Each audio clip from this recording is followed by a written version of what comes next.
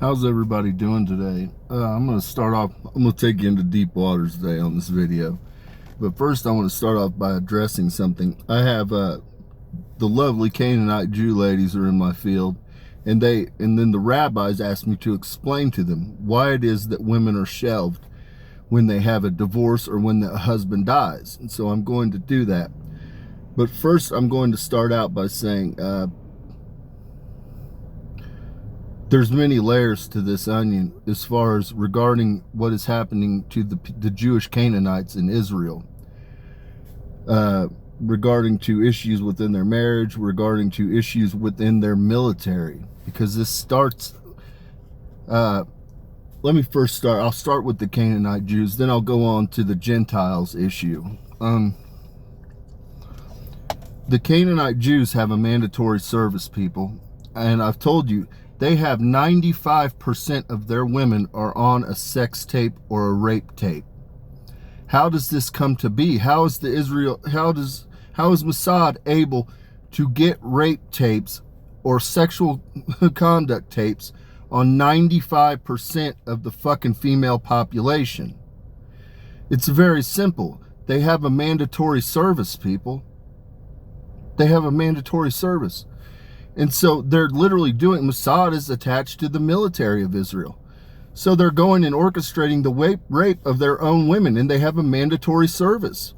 So from the beginning, they break their women. As soon as they graduate high school, they go on, they're 18 years old. What's the age? 18 to 21 is mandatory enlistment. Those are the rabbis talking to me right now. And so, understand what's going on here. They're going in and they're breaking your daughters. And then what happens is every weekend, the Jewish people, it's part of being a Jew. We goddamn celebrate. We fucking dance. It's who we are. It's in our blood. Okay? We celebrate for every goddamn thing that you could celebrate for. It's just who we are. We've been a people under bondage and duress for a long time, so whenever we get something to celebrate over, well, goddamn, we're dancing. That's who we are. And so with that, though, because you have devalued your daughters and they have been broken, they go out and they do not understand they are a queen. They do not understand their value. They are then viewed by the males as meat and not queens. And so they go to, raves are a huge thing in Israel. They go to the damn raves and then they commit sexual acts with the men. So then, and it's well known. So all of the men have a perspective that our women are pieces of meat. Because again, all of the men serve in the military too. They're well aware. They're involved in the goddamn orchestration in the rape of the women of the IDF. So understand that then these women go off and they become wives. And now they are married in. All of the husbands are aware that their wives have been raped through the IDF because it's a well-known prominent thing. Everybody that's a goddamn Jewish family has somebody from fucking Mossad in it. Every fucking family does. You have a nation of 11.5 million people, and 500,000 people are tied to the Israeli intelligence agency. They all are aware, but they can't do anything about it. And it's just become a goddamn cultural norm. So again, the women have been broken, they've been raped, then they go to the raves, and again, they've been devalued, so they're overcome with the Jezebel spirit and the Lilith spirit. I'm going to be honest with you. And also, a lot of the Jewish women, specifically, because we are descended from witches. Oh, goddamn, nobody wants to talk about it, but we're descended from goddamn witches. You're praying to Lilith, people. Lilith is a goddamn demon. You guys have forgotten goddamn Lilith's name. Lilitu is who sets over the moon. Lilitu, not Lilith. Lilitu has a bunch of damn demons. Of those demons, you have Lilith, you have Jezebel, you have Ophelia. There's several. Those are the ones that set over lust, people. And so you're praying to demon deities that are of lust. You're not praying to the goddamn correct deity that's Lilitu. So then you go in to marriages, and the damn marriages, again, the men have all been complicit in the rape of women when they're joined with the IDF. Every goddamn family has a Mossad agent. So again, the women are not viewed as queens, they're viewed as meat. That's why you have 75% of Jewish households that are married, you have a prevalence of goddamn rape within the marriage. Because the women are viewed as second class. They are not viewed as queens. They are viewed as goddamn meat. Now, the Jewish women do not tend to get divorced. There's not nearly as prevalence of divorce. And I'll tell you why. Because the goddamn Jewish, they hold on to goddamn what the fuck God's done to them. Okay, the goddamn Jewish, goddamn gypsies and wanderers, fucking God has made them remember. That's why they've always held on to the promises and they've kept the faith and tradition alive, people. They've always held on to what the fuck God taught them along the goddamn way. Now, they might fall back, you know what I mean? They fall back and they got to be reminded sometimes. But there's many goddamn lessons that have been taught. Stoning is one of those goddamn lessons that happened. Okay? That's what the fuck we used to do. During Jesus' time, Jesus acted as a shield for Mary Magdalene. They accused her of being a whore. Mary Magdalene, let me make this clear. I say that I was a whore just because I own it. Mary Magdalene was never a whore. Mary Magdalene was sold into bondage. She was a sex slave. She was sold into bondage, people. She was not a willing participant in sex acts. And so when Jesus found her, Jesus bought her out. He bought her out from bondage. And then he washed away her sins. And then she became a goddamn loyal, faithful servant. She repented and she made a 180 degree. And she killed every goddamn body that raped her. That's who Mary Magdalene was. She killed him with a goddamn knife herself. That's who the fuck I was. So I want you to understand, though. Jesus said, no, you're not going to stone this woman. Because, again, she was not involved in fucking sexual acts. She was a sex slave. That's why they call it sevenfold angel. I had 7 X's on my arm to mark me. What they would do back in the day is if you were accused of adultery or being a whore, I'll tell you what they would do, because a lot of people don't think this shit's real, but this is how it went down. And this is still how the fuck it's done in some Muslim countries. Still how the fuck it's done in some Northern African countries. They dig a goddamn pit. They bury you up to your fucking neck. And then they pick up stones and they chuck the goddamn stones at your fucking head. That's how we dealt with whoredom. Because whoredom is a goddamn plague on society. And I'll tell you why. Now going to the Americans, because you see it prevalent.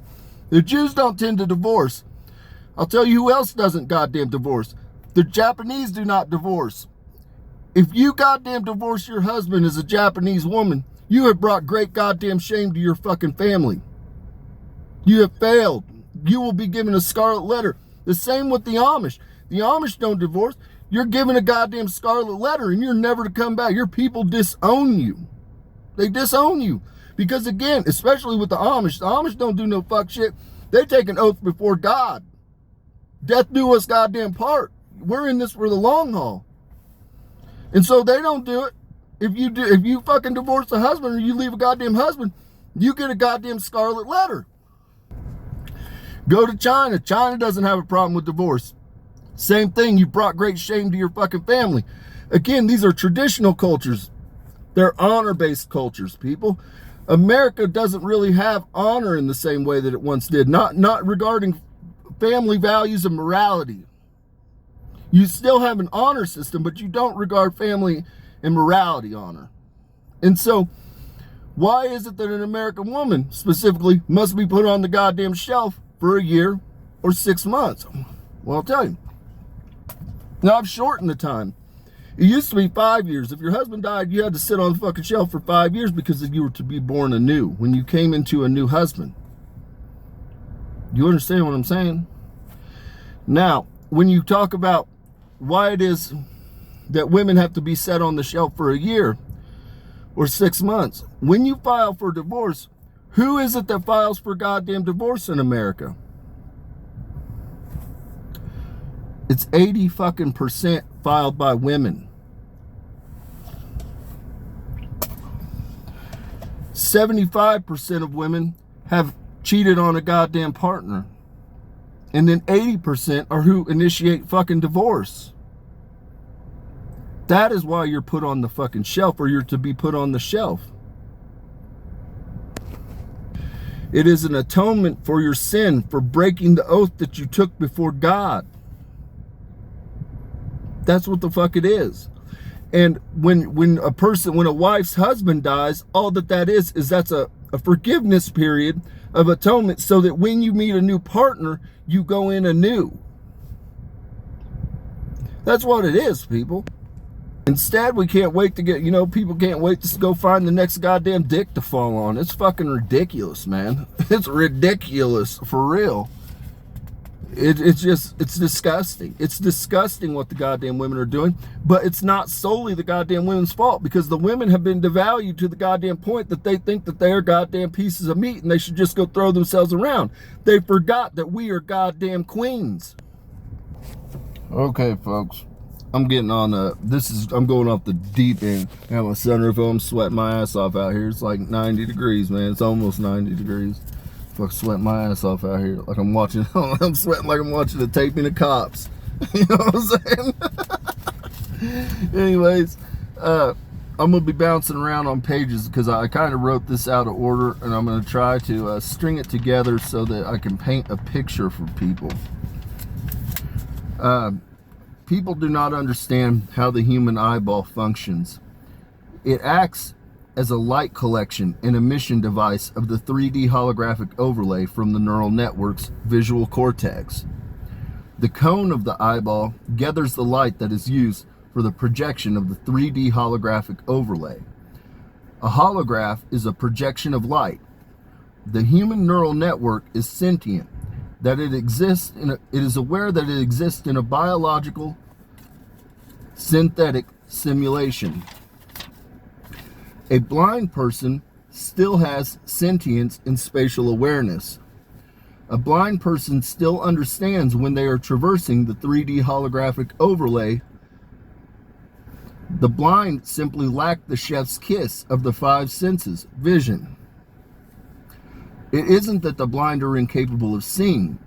They are incapable of projecting the 3D holographic simulation they exist in for a multitude of reasons. They are still sentient and spatially aware. They are able to understand they are traversing a plane from point A to point B. They simply are incapable of projecting the 3D holographic simulation we call Earth Plane 1. Their brains already received the code from Olympus 1, 3D, 5D holographic projection. The blind lack the ability to convert code or project the immersive experience. You hack into the 3D holographic overlay through ocular implant. They are no longer projecting the holographic overlay, but rather you have created a 5D holographic projection to their brain of the overlay of the 3D holographic projection of Earth Plane 1. Their brain is then able to recognize the 3D, 5D holographic overlay we know as the 3D, 5D holographic immersive experience we know as reality. You have created a duplicate world within the world of the blind that allows them to see the world. You have returned the fifth sense, the chef's kiss, to the holographic universe, vision. Now, next I'm going to address, this is to DARPA, and I'm hoping, I just wrote this on the fly, so I'm hoping that I'm doing it justice. I think I am. People, when I write things, I'm talking about extremely complex things, but I'm trying to do it in a manner so that all of you can follow me, okay? Because some of this shit, I'm taking you into deep waters right now. So, DARPA, your neural implants work. The issue is not the tech per se. Your implants can be improved in regard to size and adaptability. They require a biological casing that allows for better and more efficient merging/absorption into the surface of the brain. There is Source 1 consciousness, beamed to Olympus 1. Olympus 1 is the moon, people. Olympus 1 beams Source Code 2 to Collective Consciousness 1. The projectors of the 3D holographic simulation overlay, when you wish to access God, you go through a temple to communicate with Source 1 God. If God is consciousness and the biological soul chamber is a receiver/projector of the holographic overlay, the temple is the access point. The temple is the receiving point of source code 2 streamed from Olympus 1. The neural network code and neuromodulation and synthetic overlay of the brain's neural network, this is achieved through the temple via biological synthetic orbital implant. Now, this is again to DARPA. DARPA, Mark Zuckerberg, Sabrina Pastursky, Mia Kunis, you are working on brain implants already for neuromodulation. The issue is not the tech, the issue is the integration of the implant. The human neural network must be tweaked. It requires the neuroplasticity of the INFJ for the brain implant to take. It must adapt to foreign frequency overlay from the brain implant. I can fix all of this with the wave of a hand. All it requires, I can tweak all that is, people. What you have to do is manipulate. You have to take the individual and then you have to go into their cerebral cortex where the neural network is, and you have to tweak it so that they mirror an INFJ. The same thing must happen. The INFJ is the ghost in the machine. That's why it maintains the highest value of neuroplasticity. The same thing is true when you're trying to create synthetic and not have a biological aspect. It requires that you mirror the INFJ. Specifically, you want to mirror the INFJA, the advocate, because it has morality and honor code. Now, I say this because last night, DARPA, there's 127 people that have implants that are Parkinson's. Some of them are blind. Not all of them, though, but unbeknownst to me, when I went in and started mingling with people's brains to make this stuff work, the first person I started with was Alexander Fortright, who had Parkinson's. He has Parkinson's, cerebral palsy, and he's blind. Now, I'm going to come back to him because that's somebody that we need to give vision to, but I'm going to come back and speak about his specific case. Next up, I didn't know this at the time, but I addressed somebody that has Parkinson's and MS. Her name is Stephanie Clarkson. It is the sister, or half-sister, it's a sister to Kat Von D. I didn't know it at the time. But I monkeyed with hers too, got hers straightened out. The next was Tyler Rogerson. I didn't know it at the time, but that's Mia Kunis's cousin. And so he had Parkinson's and MS. I've got DARPA relaying what they all have to me. Now, in regard to Alexander Fortright, his vision is damaged. What he has is on his right eyeball, he has no nerve connection. In the center, it did not form. Now, at the root, at his visual cortex, he has the individual strands. He has good viable strands of nerve that go into the visual cortex. On his left eye, he has a fused nerve, and so it doesn't function properly. It gets cross-circuit, people. It doesn't work. But again, at the root, at the base, at the visual cortex, he has the individual strands that go. He can see people, but he can't see because his brain is not relaying the projection into his eye. The cone gathers the light, creates the 3D holographic projection. When you have a damaged nerve, you're incapable of doing that. So what it takes is the orbital implant. And then you bypass all the nerve. And then what we're doing, we're just going to use the phone at first to crack the code of the simulation. And then what you're doing is, because he's not seeing 3D, you're creating a world within a world for him. So he's getting a 5D immersive experience where you are projecting the 3D holographic overlay to him directly into his brain. They're asking me, DARPA's asking me how this works. It's very simple. You are a fixed point. You open a portal or a wormhole using the dark matter energy that's attached to your soul. You are a fixed point, but you are able to traverse the 3D holographic world. All that we are going to be doing is creating an app that generates the code based on your fixed point, your GPS. And then that's able to give you the spatial awareness of where you are. You're then beaming it into the implant, and the implant is relaying the vision into your mind so that you're able to have spatial awareness. It's the exact same thing that has to happen on your robotics. I don't know if I talked about that or not. Sorry, I missed this part. This will help clarify it somewhat. This is just a short part. DARPA, you are trying to create robots that read the holographic overlay. You need to give the robots awareness of the 3D holographic simulation they exist in through spatial awareness. Biological soul chambers vessels do not read the environment. Humanity converts source code 2, which projects source code 3, the 3D holographic overlay of Earth Plane 1. We are aware of our environment through sentience and spatial awareness of the 3D holographic projection of Earth Plane 1.